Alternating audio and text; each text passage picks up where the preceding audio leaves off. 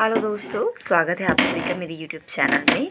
और ये मेरा फर्स्ट वीडियो है और उसमें मैं सोच रही थी क्या कंटेंट डालूँ नहीं डालूँ, मुझे समझ नहीं आ रहा था। बट सडन मुझे याद आया ना मेरे घर का एक हॉरर किस्सा, मैंने कहा वो मैं आपके साथ शेयर करती हूँ। अगर आपको पसंद आएगा तो ऐसे ही और हॉरर किस्से है मेरे पास कुछ जो मैं आप लोग के साथ शेयर करूँगी। और अगर और चाहिए होगा तो आप लोग तो है ही, आप लोग मुझे शेयर कीजिएगा और मैं आप लोग के ही हॉरर किस्से आप लोग के साथ शेयर करूँगी। तो ये किस्सा ना मैं उस समय 10-12 साल की थी तब का है। मेरी मम्मी और मेरी मासी दोनों देवरानी जेठानी भी है, मतलब एक घर में ही है। तो उस समय ना मेरी मासी जो थी वो मतलब उनकी थोड़ी तबीयत ख़राब चल रही थी, जैसे नॉर्मली होता नहीं है मौसम की वजह से हो जाता है, ऐसे उनकी तबीयत ख़राब थी। तो शनिवार का दिन था, ये भी याद है मुझे क्योंकि हमारे घर शनिवार को दोपहर में खिचड़ी ज़रूर बनती थी। तो खिचड़ी मौसी बना रही थी और मेरी मम्मी नहीं थी घर पे। हम लोग थे, हम छोटे छोटे थे, 10-12 साल के, हम लोग खेल रहे थे अपना यहाँ वहाँ बैठ के।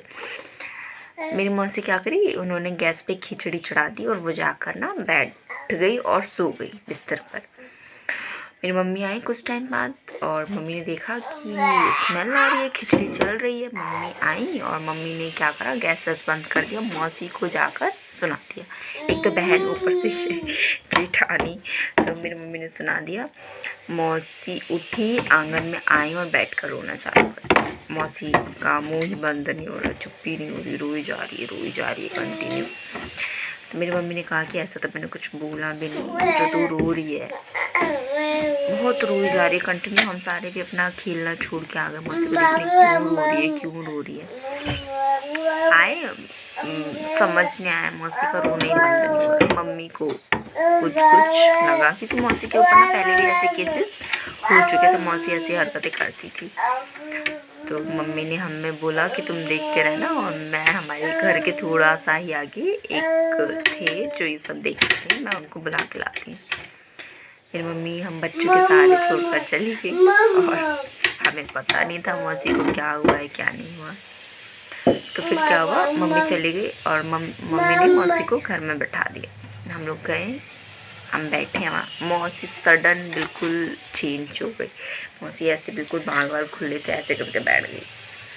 और हम कह रहे मौसी क्या हुआ है आपको, हम पूछ रहे मौसी क्या हुआ है आपको, उनका कुछ भी जवाब नहीं। कह रही खेलोगे मेरे साथ, अचानक तुम जो खेल रहे थे खेलोगे मेरे साथ। हम डर गए, हम बच्चे थे पर इतना तो था कि किस चीज़ से डरना है किस चीज़ से नहीं डरना। हम डर गए, हम उठे और हम रूम से बाहर जाने लगे। कह रही रुको मैं आ रही हूँ। मौसी हमारे पीछे दौड़ पड़ी बकायदा, और ये था हमारे साथ हुआ था। उसके बाद हम बाहर आ गए तो मेरे ना छोटे वाले चाचा और हमारे घर एक किराएदार रहते थे शंकर भैया, वो आ गए। उन्होंने कहा तुम गली में क्यों दौड़ रहे हो। हमने कहा मौसी ना ऐसी ऐसी उल्टी हरकतें कर रही हैं। तो उन्होंने कहा पागल बना रहे हो। उनका पागल नहीं बना रही, सच में। तो वो गए और उन्होंने कहा क्यों भाभी मजाक क्यों कर रहे हो। भैया भी भाभी कहते थे मौसी को, तो मजाक क्यों कर रहे हो। तो उन्होंने कहा अच्छा तुम्हें मजाक लग रहा है, मैं बताऊँ मजाक क्या होता है। और उनको भी दौड़ा दिया, वो लोग भी हमारे साथ साथ गेट के बाहर आकर खड़े हो। फिर मेरी मम्मी आई, वो मौलवी थे, वो आए, उन्होंने देखा तो पता लगा कि मेरी मौसी 12 बजे कभी उठी होगी रात में फ्रेश होने के लिए, और करेक्ट 12 बजे ही उठी थी। और उस वक्त वो जो भी एंटिटी थी वो तलाश कर रही थी किसी की, मेरी मौसी मिल गई और काफ़ी टाइम से वो उनके ही बॉडी में थी। पूछा, बता ही नहीं थी, कह रही मैं नहीं जाऊँगी उसको लेके जाऊँगी ये वो। फिर उन्हें अपना जो भी प्रोसेस होता है वो करा और हम उसके बाद से किचन में ही बैठाया था मेरी मौसी को। हमने किचन में जाना बंद कर दिया था कुछ दिन, मौसी से हम बात नहीं करते थे, खाना नहीं मांगते थे। बहुत सारे डिटेल में है, पर अगर आपको पसंद आएगा तो मैं आगे कभी डिटेल शेयर करूँगी। इस स्टोरी में बहुत सारी चीज़ें और भी हैं, अगर आपको अच्छी लगे तो आप और स्टोरी के लिए मुझे बता सकते हैं। Thank you.